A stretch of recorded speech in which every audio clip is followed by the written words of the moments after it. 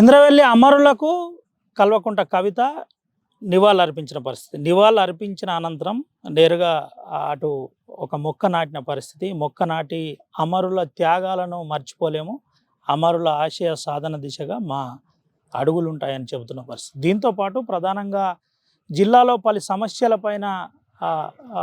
సమస్యలపైన నేను నేరుగా మాట్లాడి తెలుసుకున్నాను. చాలా సమస్యలు ఉన్నాయి, ఆ సమస్యలు నన్ను కలిచివేశాయి అని చెబుతున్న పరిస్థితి. 10 సంవత్సరాల కాలంలో కొంతమేరకు చేసినా ఇంకా చేయవలసి ఉంది అని చెబుతున్న పరిస్థితి. ఇటు జాగృతి జనం బాటలో భాగంగా సామాజిక తెలంగాణ నినాదంతో ప్రధానంగా ప్రజల్లోకి వెళ్ళే ప్రయత్నం చేస్తున్నారు, ప్రజలతో మమేకమయ్యే ప్రయత్నం చేస్తున్నారు. అయితే దీంతో పాటు ప్రధానంగా ఈరోజు ఇంద్రవెల్లి హిస్టారికల్ అని చెప్పుకోవచ్చు. 1981 ఏప్రిల్ 20 రోజు జరిగిన యథార్థం ఏదైతుందో అది చాలా పెద్ద ఘటన అని కూడా చెప్పక తప్పదు. అందులో ఆదివాసీ గిరిజన ప్రజలు అమరులైన పరిస్థితి, ఆదివాసీ పోరు వీరులకు సంబంధించిన అంశంలో ఆ వీరత్వాన్ని మర్చిపోలేనిది అని చెబుతున్న పరిస్థితి కనబడుతుంది. అయితే నేరుగా ఇంద్రవెల్లి పోరుగడ్డను నేరుగా ఇటు కవిత ఎమ్మెల్సీ చూస్తున్న పరిస్థితి, పరిశీలిస్తున్న పరిస్థితి కనబడుతుంది. అక్కడికి వెళ్ళి ప్రధానంగా కమ్యూనిటీ హాల్స్ కావచ్చు, దానికి సంబంధించి తెలుసుకునే ప్రయత్నం చేస్తున్నారు. అయితే మనం ఒకసారి ఎమ్మెల్సీ కవితతో మాట్లాడించే ప్రయత్నం చేద్దాం. జాగృతి జనం బాటలో ప్రధాన సమస్యలు జిల్లాలో ఏమొచ్చాయో తెలుసుకుందాం. సామాజిక తెలంగాణ కావాలి, ఇంద్రవెల్లి అమరుల సాక్షిగా అమరుల త్యాగాలను మర్చిపోలేమని కల్వకుంట్ల కవిత చెబుతున్న పరిస్థితి. మనతో పాటు కవిత గారు ఉన్నారు, ఒకసారి మాట్లాడిద్దాం. ఆదిలాబాద్ జిల్లాలో సమస్యలు చాలా నన్ను కలిచివేశాయని కూడా చెబుతున్నారు. అక్క, ఏంటి పరిస్థితి? అంటే ఈ జిల్లా అడవుల జిల్లా, ఆదివాసుల జిల్లా, దూరంగా విసిరేసినట్టు ఉండేటటువంటి జిల్లా. తెలంగాణ రాకముందు ఇవన్నీ నడిచినాయి, కానీ తెలంగాణ వచ్చినాక కూడా ఇట్లా అనడం కరెక్ట్ కాదు. అంటే విషయం ఏంటంటే ఇవాళ 2 రోజులు ఇక్కడ ఉంటే ఎంత ఆవేదన ఉందంటే ఇక్కడ ప్రజలలో. కనీసం మాకు ఒక యూనివర్సిటీ లేదు. తెలంగాణ వచ్చి 12 ఏళ్ళు అయితే అన్ని జిల్లాలకు పేరు పేరున యూనివర్సిటీ ఉంటుంది, ఎందుకు ఆదిలాబాద్కి యూనివర్సిటీ లేదు అంటే నేను కూడా ఒక సెకండ్ షాక్ అయినా. ఎందుకంటే సరే, నేను నా పర్సనల్ ఇష్యూస్లో నా పార్టీలో నన్ను నిజామాబాద్ వరకే పరిమితం చేయడంతో తెలంగాణ వ్యాప్తంగా ఎక్కువ ట్రావెల్ చేయలేకపోయినా అన్న అంశం పక్కన పెడితే, ప్రతి జిల్లాకు ఒక మెడికల్ కాలేజ్ ఇచ్చుకున్నాం, జిల్లాలను చిన్న జిల్లాలు చేసుకున్నాం, వాటిని చిన్న మండలాలు చేసుకున్నామని పెద్ద గొప్పగా చెప్పుకున్నాం మనము. ఎందుకు ఆదిలాబాద్లో ఒక యూనివర్సిటీ లేదు అని అంటే నేను కూడా కొంచెం సేపు అసలు ఏం అర్థం కాని షాక్లో ఉన్నా. ఆ తర్వాత ప్రాజెక్టులు చూసినాం, ఎంత దారుణమైన అవినీతి జరిగిందంటే 300 కోట్ల రూపాయలతో మొదలుపెట్టినటువంటి ఒక ప్రాజెక్టు, చెనాక కొరాట ప్రాజెక్టు 600 కోట్లయింది, 900 కోట్లయింది, 2000 కోట్లయింది, చివరికి వచ్చేటప్పటికి అయింది, కానీ ప్రాజెక్ట్ అయితే పూర్తి కాలేదు. అంటే 10 సంవత్సరాల్లో ఒక 300 కోట్లతో ప్రారంభమైన ప్రాజెక్టు 2000 కోట్లకు వచ్చి పూర్తి కాకపోవడం అంటే నిజంగా చాలా కలిచివేసింది. అట్లా ఒకటి సమస్యలు అనేటివి అనేకం ఉన్నాయి. ఇక అన్నిటికన్నా హైయెస్ట్ నిజంగా నా గుండెని కలిసివేసిన సమస్య అంటే పత్తి రైతుల సమస్య. అందరూ రాజకీయ నాయకులకు తెలుసు ఈ టైంకి పత్తి వస్తుంది, ఈ టైంకి ఏదైతే మాయిశ్చర్ కంటెంట్ పెరుగుతుంది ఎందుకంటే వాన పడుతుంది తెలిసి కూడా ఒక్క బీజేపీ ఎంపీ ఉన్నాడండి అక్కడ, ఆయన లెటర్ రాయాడు, ఆయన మాట్లాడాడు. బీజేపీ ఎమ్మెల్యే ఉన్నాడు, ఆయన మాట్లాడాడు. కాంగ్రెస్ వాళ్ళు ఉన్నారు, బీఆర్ఎస్ ఎవరు మాట్లాడారండి. అందరికీ తెలుసు రైతులకు ఈ టైంలో. అందరికీ తెలిసినప్పుడు మనం ప్రిపేర్ కావాలి కదా, కనీసం వాళ్ళకు మాయిశ్చర్ కంటెంట్ ఎక్కువైతే యాక్సెప్ట్ చేసి ఇప్పియాలి కదా. మరి ప్రజలు 3 టర్ములు మోడీకి అవకాశం ఇచ్చారు, అయినా కూడా ఆదిలాబాద్లో పత్తి కొనకపోవడం ఏంది, ఎంత దారుణం ఇది. అంటే ఈరోజు ఒక పత్తి రైతు ఆత్మహత్య చేసుకున్నాడు, కౌలు రైతు. ఇప్పుడు గద్దెనెక్కినటువంటి ప్రభుత్వం కూడా కౌలు రైతులకు మేము ఏదో చేస్తామని వచ్చిండ్రు. ఏం చేసిర్రు ఇంతవరకు? కనీసం ఒక్క కౌలు రైతుకు వాళ్ళు ఇస్తామన్న నెలకి ఇచ్చేటటువంటి అంశం కూడా ఇవ్వలేదు. సో ఇవన్నీ ఆలోచించుకుంటే మాత్రం అభివృద్ధికి చాలా దూరంలో ఆదిలాబాద్ ఉంది. సీఎం గారు నేను దత్తత తీసుకుంటే ఆదిలాబాద్ అని చెప్పిండ్రు, కానీ ఇంతవరకు కనీసం వచ్చి రివ్యూ కూడా పెట్టినట్టు నాకు అనిపించలేదు. ఇప్పుడు మేము జాగృతి జనం బాట పట్టడంతో ప్రభుత్వాల మీద ఒత్తిడి పెరిగి వాళ్ళు రియలైజ్ అయ్యి వచ్చి ఈ సమస్యలు తీర్చాలన్నది మాత్రమే ఇప్పుడు ఏం ఎలక్షన్ లేదు, నేను ఎవరు నోట్లు అడుగుతలేను, నాకు ఓట్లు గీట్లు రాజకీయాలు లాస్ట్ 1 year చేసుకోవచ్చు, మిగతా టైంలో అయితే ప్రజలకు డెవలప్మెంట్ చేయాలి, అది చేయలేదు అన్నది నా బాధ. ఏంటక్క అంటే ఎట్లా చూడొచ్చు? నేరుగా ఆదిలాబాద్ వచ్చిండ్రు నిన్న, అంటే నేరుగా లైవ్లో నేను ఒక జర్నలిస్ట్గా చూసిన తర్వాత కేసీఆర్ బిడ్డ, దట్టు తెలంగాణ ఉద్యమంలో క్రియాశీలకంగా ఉద్యమంలో పాల్గొన్న మీరు ఇదంతా చూసిన తర్వాత 10 సంవత్సరాల అధికారంలో మీరు కూడా భాగస్వామ్యమయ్యారు. ఎక్కడ ఈ తప్పిదం జరిగింది? 100% నేను డే 1 జాగృతి జనం బాట ప్రారంభించినప్పుడు తెలంగాణ అమరవీరుల స్తూపం దగ్గర బాజాప్తా ఒప్పుకున్నా నేను. నేను కొన్ని చేయలేకపోయినాను. అమరవీరుల సాక్షిగా నేను క్షమాపణ చెప్తున్నాను ఆనాడు చెప్పిన. ఎందుకంటున్నా అంటే మౌలికమైన విషయాలు, బేసిక్ ఇష్యూస్ మనం చేయదగ్గ విషయాలు కూడా చేయకుండా పక్కన పెట్టినాం అనిపిస్తుంది. ఇవాళ ఆదిలాబాద్ చూస్తే అదే అనిపించింది. ఒక యూనివర్సిటీ వెళ్ళేమండి, ఒక ట్రైబల్ యూనివర్సిటీ వెళ్ళాం. కాటన్ ఎంత వండుతుంది ఆదిలాబాద్లో, మరి ఎందుకు మనము టెక్స్టైల్ పార్క్ ఆదిలాబాద్లో పెట్టాలని ఆలోచించలేదు అన్నది నాకు అర్థం కాలేదు. సరే వరంగల్లో పెట్టినాం, సంతోషం. ఇంకొకటి ఆదిలాబాద్లో పెట్టుంటే పత్తికి రేట్ వచ్చి ఉండేది. సో ఇట్లాంటి అనేకమైన అంశాలను ఒక్కొక్క జిల్లాలో ఒక్కొక్క రకంగా అభివృద్ధి సమతుల్యత అన్నది జరగలేదు అన్నది నేను చెప్పిన. కవితక్కతో నేను కాంట్రవర్సీకి పోను. ఈరోజు హాస్పిటల్ చూసిండ్రు, హాస్పిటల్ చూసిన తర్వాత మీకు ఏమనిపించింది? అక్కడ పరిస్థితి ఏంటి?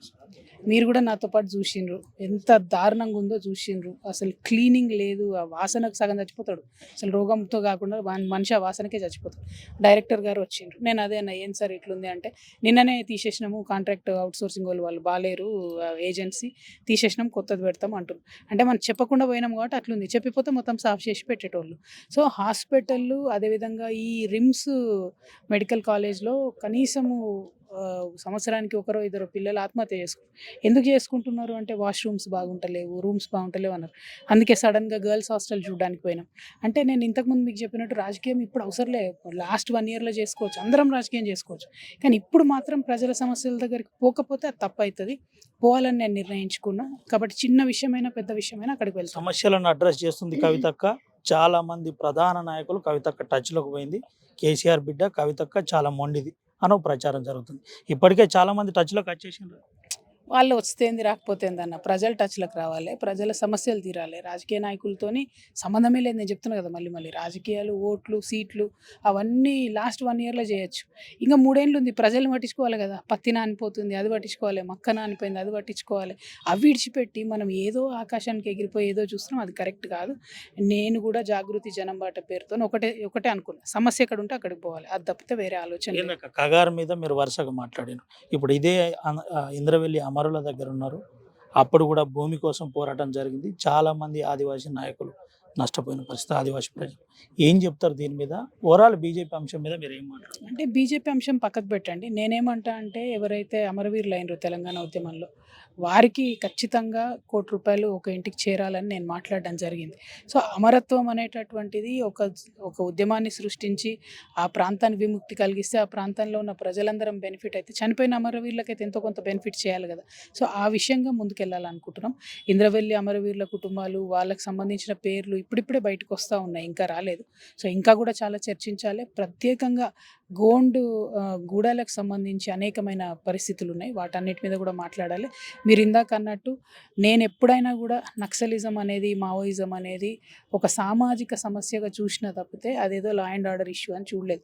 ఇక్కడ తిండి లేక, ఇక్కడ పేద ప్రజల ఆకలిని చూసి తట్టుకోలేక గన్ను పట్టుకొని అడవులకు పోయినారు మా అన్నలు తప్పితే, వాళ్ళేదో వైలెన్స్ కోసమో విధ్వంసం కోసమో పోలేదు వాళ్ళు. ఆ విషయం నాకు స్పష్టంగా తెలిసి, ఇప్పుడు కాదు, నేను చిన్నప్పటి నుంచి అదే చెప్పిన. నేను ఫస్ట్ వెళ్ళి మా జగిత్యాల్లో ఎంపీగా గెలిచిన తర్వాత కూడా మా జగిత్యాల్లో మారుమూల ప్రాంతంలో బస చేస్తే కూడా ఆనాడు పోలీసులు అన్నారు, మీరు ఇక్కడ ఉండొద్దని. నేను చెప్పిన, అట్లేం లేదు, మాది మావోయిస్ట్ ఎజెండానే, మాది సోషలిజమే, మాకు ప్రజలందరూ బాగుండాలన్నదే మా ఆలోచన, దానికోసమే ముందుకెళ్తాం. జాగృతి ఎజెండా కూడా అదేనా? 100% అందరు బాగుండాలనడము ప్రతి ఒక్కరి ఎజెండా కదా, ఎవరిదైనా సేమ్ ఎజెండా కదా. నేను మొన్న కూడా చెప్పిన, కగార్ అనేటటువంటిది కేంద్ర ప్రభుత్వం చేస్తున్న తప్పిదం. సోషల్ ఇష్యూని సోషల్ ఆస్పెక్ట్లో సరి చేయాలి. అది లా అండ్ ఆర్డర్ ఇష్యూ అయితే తుపాకులతో సరి చేయాలి. అనవసరంగా అక్కడ అడవుల్లో ఉన్నటువంటి అన్నలను వెతికి చంపడం అంటే కేవలం ఇది కేంద్ర ప్రభుత్వం చేస్తున్నటువంటి పాపమే, అది కరెక్ట్ కాదు. తక్షణం అది ఆపేయాలని చెప్పినాం, ఆపలేదు. పాపం వాళ్ళను బయటికి తీసి ఇబ్బంది పెడుతుంది. ఇది కరెక్ట్ కాదు. వాళ్ళు ఎట్లా ఎంత చేసినా ఆ సిద్ధాంతం అన్న చనిపోదు, అది మా గుండెల్లో బతికే ఉంటుంది. Thank you. లాస్ట్ ఒక మాట, ఎట్లుందక్క అంటే కేసీఆర్ బిడ్డ, అది తండ్రి అంటే ప్రాణం, అటు బిడ్డ అంటే తండ్రికి కూడా ప్రాణం.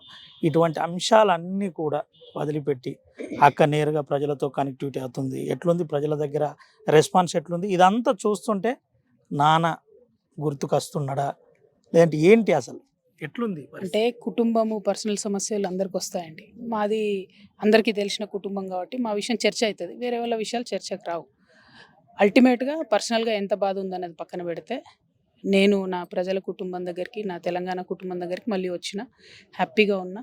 సమస్యలు తీరిన వాళ్ళు సంతోషంగా ఉన్నారు, తీరని వాళ్ళు కలిసి మా అడుగులో అడుగేసి లేదక్క ఫైట్ చేద్దాం అంటున్నారు. So we will fight for people. Party ఎప్పుడు పెట్టబోతుంది అక్క? నీకు దండం పెడతానే. చివరిగా ఏం చెప్తారు అక్క? మీరు జిల్లా ఎక్కడికి ప్రజలకు వచ్చారు? చివరిగా ఏం చెప్తారు? ఆదిలాబాద్ జిల్లా ప్రజలకు మీరు ఏం చెప్తారు? ఆదిలాబాద్ జిల్లా ప్రజలకు నేను ఒకటే చెప్పదలుచుకున్నా. ఇప్పుడు కొత్తగా అయినటువంటి ఆదిలాబాద్ జిల్లా 2 నియోజకవర్గాలు ఉన్నాయి. ఈ కొత్త జిల్లా అయినా, పాత ఉమ్మడి ఆదిలాబాద్ జిల్లా అయినా అభివృద్ధికి ఇంకా కూడా ఆమడ దూరంలో ఉందన్న విషయంలో ఎటువంటి ఆలోచన కూడా లేదు. 3 ఏళ్ళు మోదీ గారు ఉన్నా, 10 ఏళ్ళు బీఆర్ఎస్ ఉన్నా, ఈ 2 ఏళ్ళు కాంగ్రెస్ ఉన్నా, ఆదిలాబాద్ జిల్లా ప్రజల్లో మాత్రం రావాల్సినంత మార్పు అయితే రాలేదు. ఆ మార్పు కోసం ఖచ్చితంగా ఫైట్ చేస్తాం, ఆ సమస్యల కోసం మాట్లాడతాం. Thank you. Thank you so much. ఇది పరిస్థితి. ఇటు కల్వకుంట కవిత, జాగృతి అధ్యక్షురాలు, ప్రధానంగా ఆర్టీవీతో మాట్లాడుతూ కొన్ని ప్రధాన అంశాలు చెప్పే ప్రయత్నం చేసింది. ఇటు ఆ తండ్రి అంశంలో, మా కుటుంబం అంశంలో ఏదున్నా మా ఆలోచన విధానం ఒకటే. ఆ ఆలోచన విధానం ఏంటంటే ప్రజల సమస్యలపై ఫైట్ చేయడం అని చెబుతుంది. దీంతోపాటు ప్రాజెక్టులను చూసి నాకు కలిచివేసింది, కన్నీళ్ళు వచ్చిన పరిస్థితి. ఎక్స్టెన్షన్ పేరుతో కోట్ల రూపాయలు దోచుకుంటున్నారని చెప్పకనే చెప్పిన పరిస్థితి. దీంతోపాటు సామాజిక తెలంగాణలో అందరూ భాగస్వామ్యం కావాలి, మావోయిజం ఐడియాలజీ మా మనసులో ఉంటుంది, ఎట్టి పరిస్థితుల్లో మావోయిజం చనిపోదు అని చెప్పే ప్రయత్నం. కొంతమంది కగారు పేరుతో ఎన్ని దమనకాండాలు చేసినా, ఎన్ని రకాల హంటింగ్లు చేసినా మావోయిజానికి చెక్కు చెదరదు. మా ఎజెండా కూడా మావోయిస్టు పార్టీ ఎజెండా, అందరూ మంచిగా ఉండాలనేది మా ఎజెండా అని చెబుతున్న పరిస్థితి. దీంతోపాటు సామాజిక తెలంగాణలో అందరూ భాగస్వామ్యం అయ్యే విధంగా జాగృతి జనం బాటు ఉంటుందని కల్వకుంట కవిత ఆర్టీవీతో ఎక్స్క్లూజివ్గా మాట్లాడింది. ఇంద్రవెల్లి అమరులకు ఇటు వందనాలు తెలుపుతూ రిమ్స్, చాణక్య పోరాటకు సంబంధించిన ప్రాజెక్టు సందర్శిస్తూ ఇటు కేస్లాపూర్ టెంపుల్ను కూడా పరిశీలించిన పరిస్థితి. సమస్యలు ఉన్న కాడికి జాగృతి పోతుంది, అందులో ప్రభుత్వం వెంటనే స్పందించి ప్రభుత్వం సమస్యలు పరిష్కరించాలని చెబుతున్న పరిస్థితి కనబడుతుంది. Sumanth Ravinayak, RTV, Adilabad. Local to global news at your fingertips. మీ చేతిలో ఒక ఆయుధం. Download raw TV app. Media legend Ravi Prakash is back.